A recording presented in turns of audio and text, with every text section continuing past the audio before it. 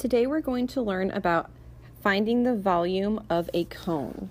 So the volume of a cone is the same thing. To find it is 1/3 pi r squared times height, and the same thing as pi r squared times height divided by 3.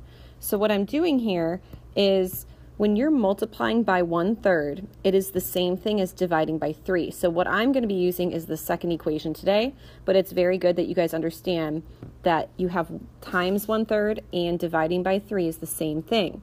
Now, to get a cone formula, you have your cylinder formula, pi r squared times height, which derives from the base, the area of the base of a cylinder, which is a circle, times its height to create a 3D object. But then a cone is 1/3 of that.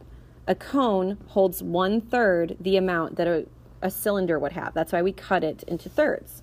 So we're going to be doing the dividing by 3 formula. So let's start with our example.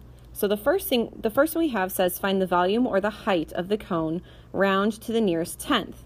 So we already have the height, so we're going to be finding the volume. I like to write down my formulas so that I start memorizing them because I'm going to have to memorize them.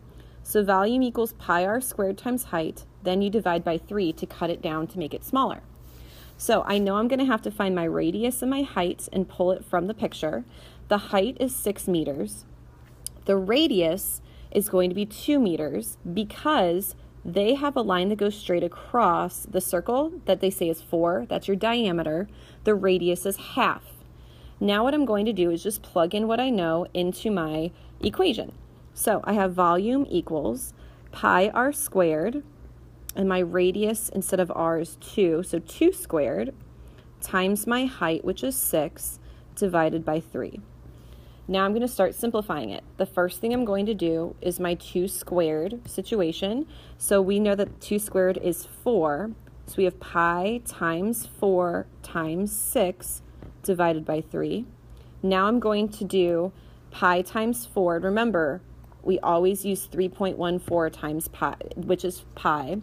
So we're going to do 3.14 times 4, and we get 12.56. So I'm going to rewrite that and write 12.56 times 6 equals 3.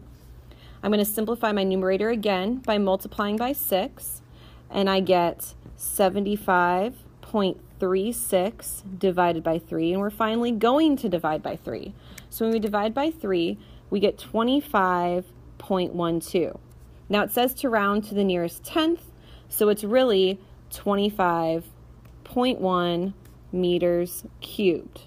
So we basically go through the steps of finding the volume of a cylinder first. So when we did that, that's what we did when we got 75.36. Then you just divide by 3 in the very end to make it a cone because it fits 1/3 the amount of a cylinder. The next example, it already gives us our volume, so what we're going to do is find out what the height is. So I'm going to plug in what I know. Well, it gives us our radius this time. It's 9 because it goes straight across.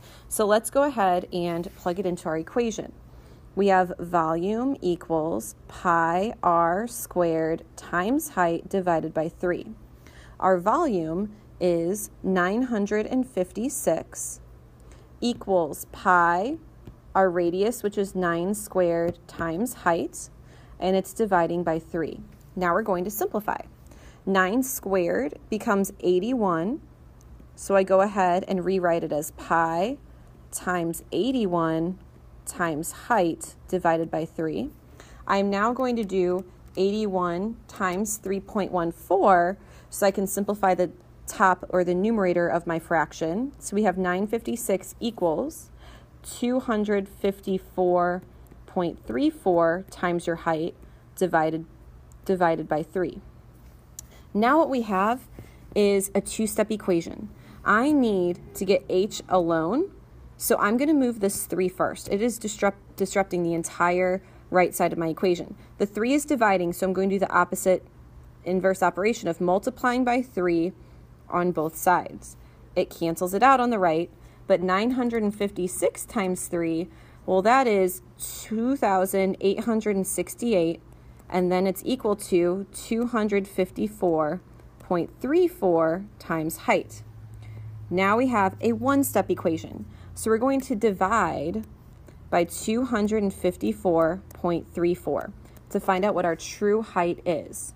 So when we do that, we end up getting 11 points.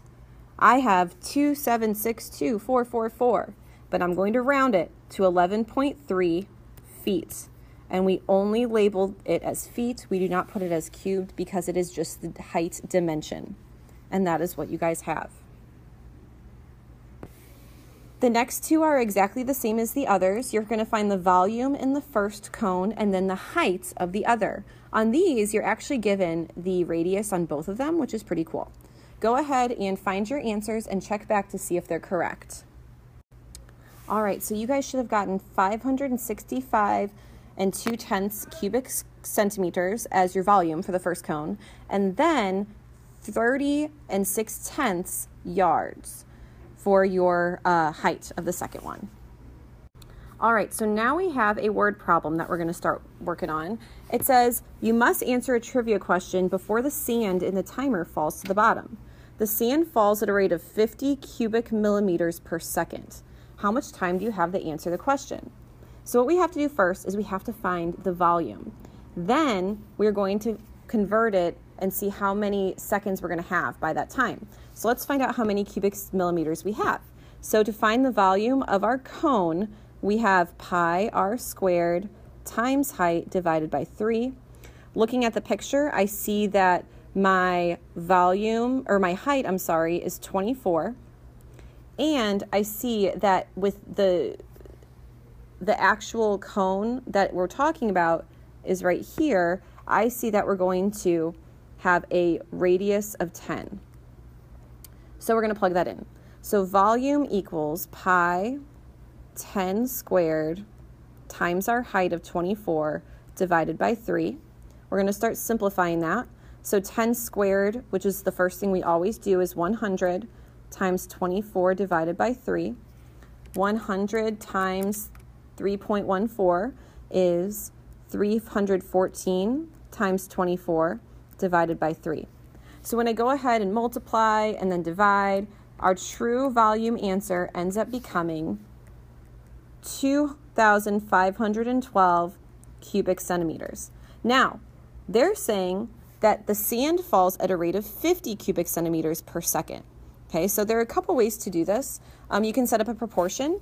All right, so if we have 50 cubic centimeters for every 1 second, well, we're going to convert that because now we have 2,512 cubic centimeters, but we don't know how many seconds. So we're going to do a proportion where you cross multiply and divide. So when you actually do cross multiply and divide, I get that you have 50.24 seconds. The next one says, the sand of another timer falls at 60 cubic millimeters per second. So all you have to do is take our previous volume and divide it by 60 to find out how much time you have to answer the question. Now, the next one says the height in another timer is 12 millimeters and the radius is 5. They're wondering how much time you have if the sand falls at 50 cubic millimeters per second. So what you're going to do is you're going to find your volume and then again divide by 50. Go ahead and try the next two on your own and then check back to see if your answers are correct. All right, so I got that it would take 41.92 seconds from that previous timer if it falls at a rate of 60 cubic millimeters per second. And then the volume of this next timer I got was 314 millimeters cubed. And then when I divided by the 50 cubic millimeters per second, I got that it takes 6.28 seconds to answer something. That is pretty quick.